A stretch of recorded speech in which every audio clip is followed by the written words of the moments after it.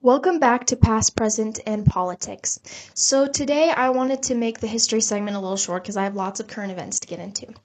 Um, so most people know by now, but a couple weeks ago there was an LDS church in Michigan that was shot up and then burned to the ground during a service on Sunday. And it caused the death of 4 people and seriously injured many others. The gunman drove his truck into the building, proceeded to shoot people in the congregation, and then lit the building on fire. The gunman soon after died in a shootout with the police. And so now, as a member of the Church of Jesus Christ of Latter-day Saints, I was completely mortified by this. And I was so upset about it for days, and I still am upset about it. But the thing that disturbed me the most was the reactions that I saw online from people. At first, people just knew that it was a Christian church that had been shot up, and so there were a few accounts posting about it and about how there's an attack on Christianity and about how the shooter was probably a liberal and all of these things. But as soon as the news came out that it was an LDS church, the reactions completely changed. The comments went from thoughts and prayers to things like, thank God it wasn't a Christian church like it's being reported. And Mormonism is a cult. And the white Islams are upset again.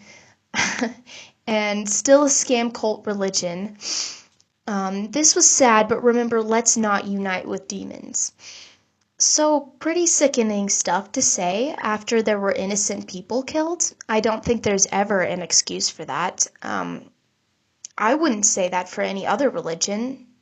It doesn't make it it would be socially unacceptable to say it about any other religion. Like if a Muslim mosque was shot up, and it would be just extremely insensitive for me to post online like, this is sad and all, but thank God it wasn't a Christian church. No, you don't say stuff like that. It's evil. It's sad anytime innocent people are shot and killed. But it's pretty sickening stuff to say, especially because members of the church, we are Christian, we worship Jesus Christ. And so it's just like, it's this whole debate that's been going around about whether we're Christian or not, because we're very different from Protestants and Catholics, but it's not a debate you should be bringing up when something like this happens. Another post that really just made me sick was this post from Mark Driscoll. And he, after the shooting, he posted this thing. It said, "The murder of innocent people is evil, no matter if they're Jewish, Muslim, Mormon, or Christian." So basically just like a backhanded sympathy, whatever you call it, saying, like subtly saying that we're not Christian. And he knows what he's doing. And it's people like Mark Driscoll that have been like online saying things like our church is demonic and just evil stuff like that. And so no wonder the shooting happens. Like, it was an anti-Mormon who shot up this church. It wasn't politically motivated, or at least it doesn't look like it's politically motivated like people are saying. The person who shot up the church was anti-Mormon, just like Mark Driscoll, and said things just like he does, that our church is demonic. And so just things like that I found very disturbing. And I also found it weird that there was not very much coverage of it. It didn't really fit anyone's political agenda, so it felt like people just kind of glanced over it and then moved on. And people have already forgotten about it.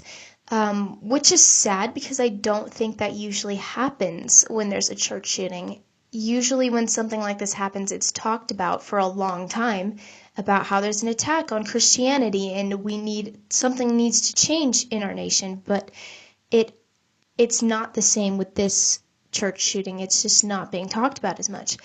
And the reason why I bring this up in the history segment is because I don't think a lot of conservatives realize how dangerous extreme anti-Mormonism is.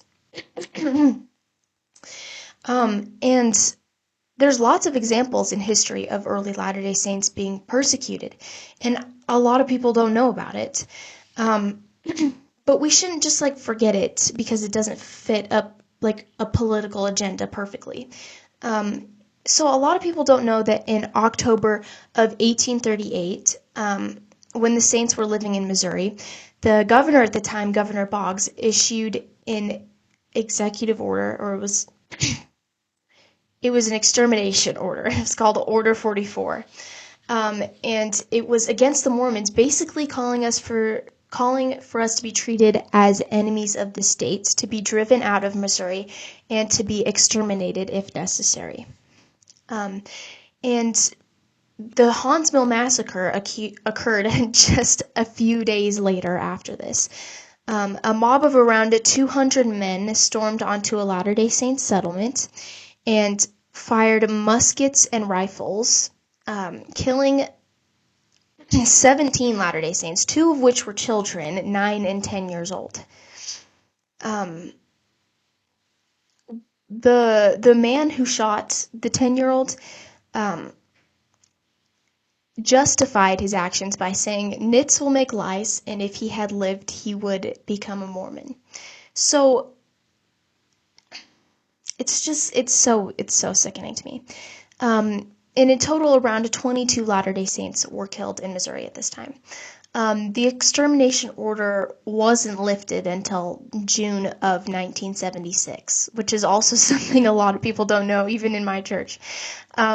So that's just a little history for you. I know it's short, but it's something I didn't hear about in school, which I thought was strange, especially because I grew up in Missouri. And the Michigan shooting felt disturbingly similar to it.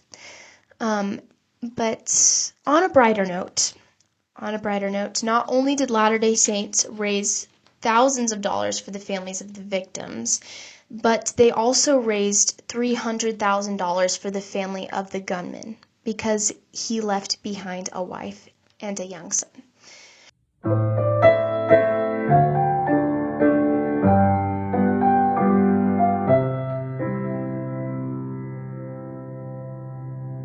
All right, so recently there has been lots of controversy surrounding Candace Owens, which there's always so many people mad at Candace Owens, but recently it's been very full force, which I have found strange. Many people are upset about how she has discussed the Charlie Kirk assassination, and the outrage has come in different stages. So first, when she was talking about it, they were mad because she did an episode.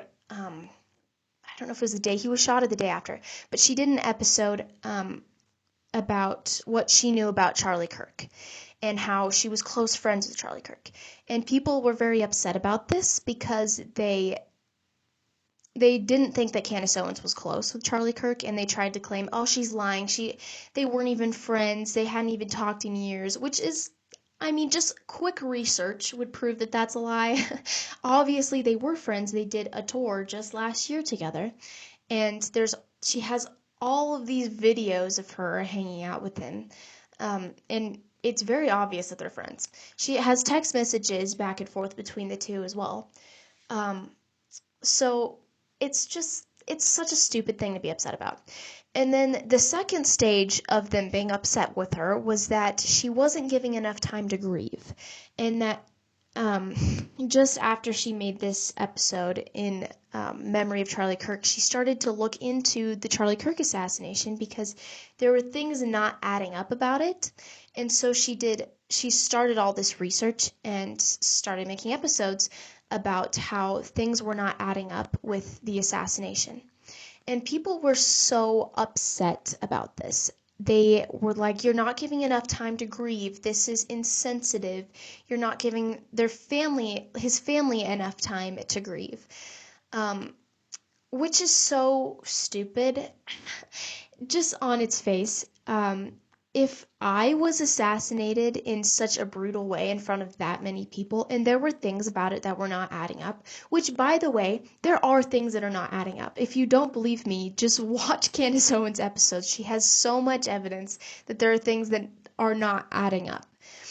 Um, and it's just like, if I was assassinated in such a way and there were things not adding up about it, I would be lucky to have a friend like Candace Owens to investigate it, because I care about the truth. Charlie Kirk cared about the truth.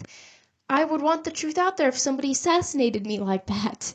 And so I would be lucky to have a friend like that. And I think everybody would be lucky to have a friend like Candace Owens. I saw all these jokes on Instagram, like, if I'm assassinated, don't don't contact the FBI. I can't contact Candace Owens, because she's very, very smart. A lot of people, I think, underestimate how smart she is. She's very, very good at investigative research, because investigative journalism is much harder than regular journalism. Um, and she's very, very good at it. And so I mean, I would want to have a friend like that to do that for me. And so I don't understand what people are upset about. Doesn't make any sense to me. Not giving enough time to grieve. Like, this is how she grieves, is trying to get to the bottom of who killed him. Because if I was suspicious of what happened, that's what I would want to do, is to figure out what exactly happened. I wouldn't even be able to grieve properly until I found out. But and then the third stage of people getting upset with her was that she doesn't have any evidence. People were like, she doesn't, all of this stuff is just hearsay. She's just trying to say that it was like, she's just trying to make it seem like Israel did it. All of this stuff. And she doesn't really have any evidence. But these are like the same people saying this that don't watch her show. And you can tell they don't watch her show.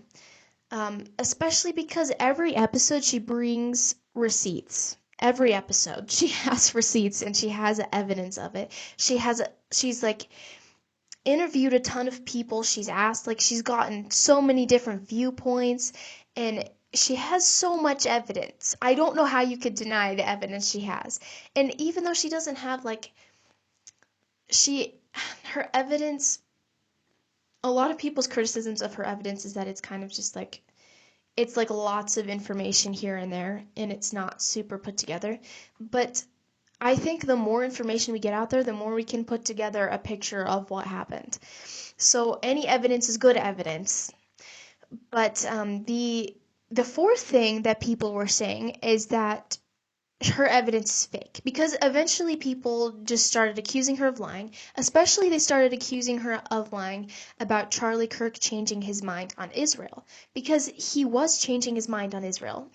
he was turning away from the pro-Israel side, and he was getting all this pressure from Jewish donors, and people were saying that that was fake, and she was just making it up. She was being a grifter. And so then finally she comes out with this evidence, and it's like a screenshot of Charlie Kirk saying he's leaving the pro-Israel cause and he's losing his Jewish donors, and that he was thinking about having Candace Owens go back on tour, maybe speak at America Fest, something like that. He wanted to bring Candace Owens back.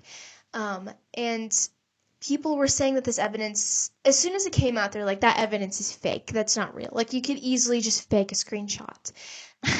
And then Turning Point USA came out and said, no, this evidence is not fake.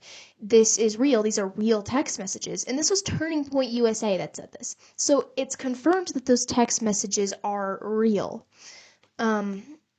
And so when people started to realize that this evidence that she has is real, the evidence that they were demanding, they say, oh, well, it's insensitive to post private text messages. You shouldn't have posted those private text messages because those were private and they're supposed to stay private. It's insensitive.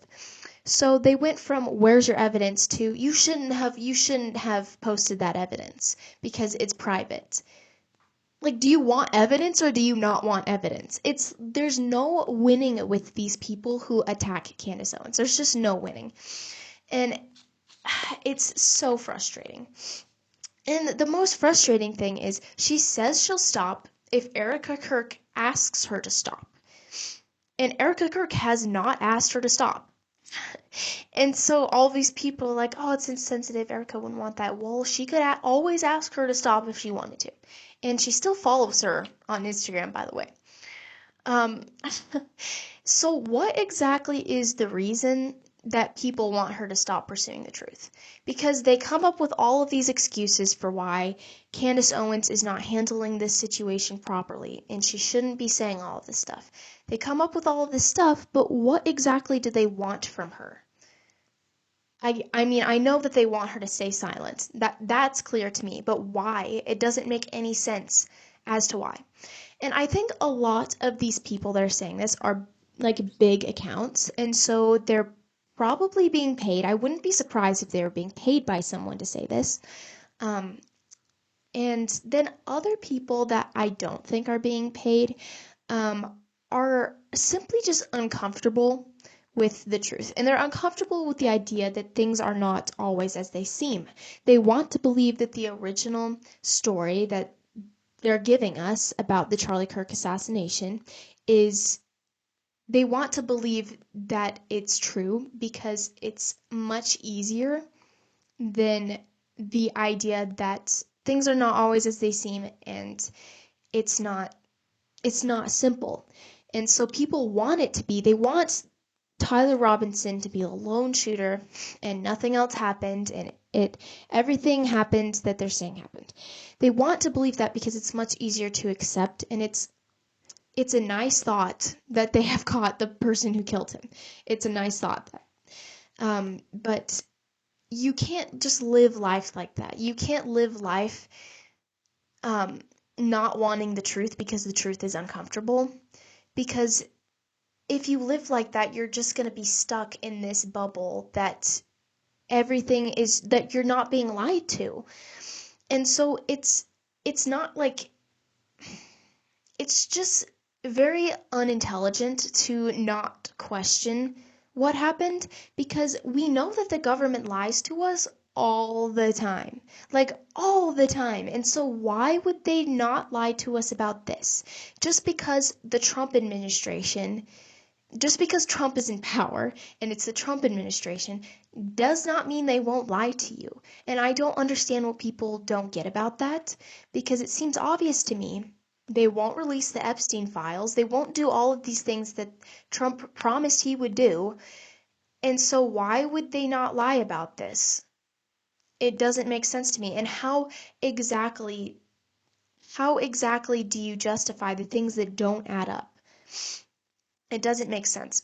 So I think people just need to start caring about the truth and not caring what all of these big Instagram accounts say online, all of these accounts that are probably being paid to attack Candace Owens.